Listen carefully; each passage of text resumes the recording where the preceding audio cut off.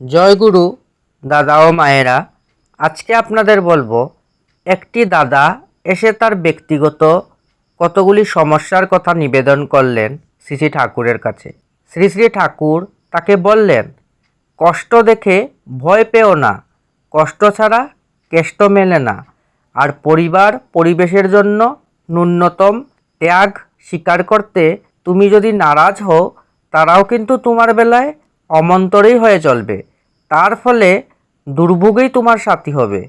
স্বস্তির জন্য যা করণীয় তা করতে যদি প্রস্তুত না থাকো, তাহলে বুঝতে হবে অস্বস্তির প্রতি তোমার অনুরাগ অসীম। তার ফলে যা পাওয়া যায় সেই পাওয়া তোমার জন্য অবধারিত হয়ে থাকবে। তাই কে কি করলো না করলো সেদিকে লক্ষ্য না দিয়ে তোমার সাধ্য মতো প্রত্যেকের ভালো করতে চেষ্টা করো।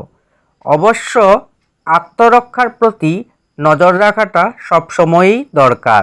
শ্রী শ্রী ঠাকুর বললেন, আমার বাবা বলতেন, মানুষের ভালো করতে গেলেও এমনভাবে করা ভালো যাতে সেই করাটা আমারই অমঙ্গলের কারণ হয়ে দাঁড়াতে না পারে।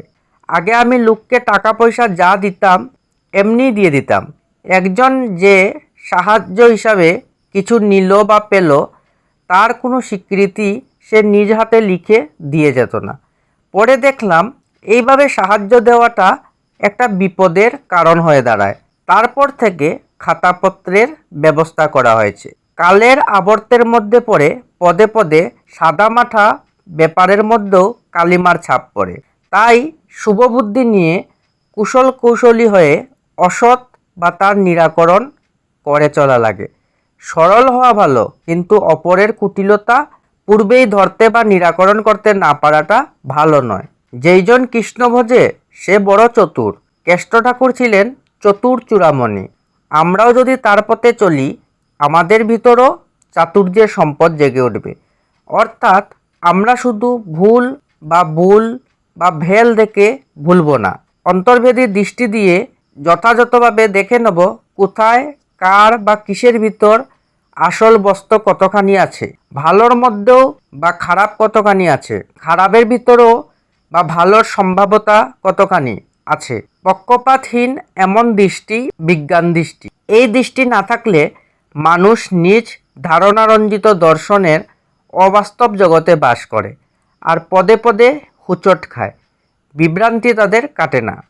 মানুষকে তারা ভুল বুঝে, ব্যাপারকে তারা ভুল বুঝে, বিষয়কে তারা ভুল বুঝে, পরিস্থিতিকে তারা ভুল বুঝে, বস্তুকে তারা ভুল বুঝে। অসৎকে তারা এড়িয়ে চলতে, নিরোধ করতে বা সত্তা সম্বর্ধনী করে তুলতে পারে না। সৎকেও পারে না তারা অবুদ্ধশীল করে তুলতে।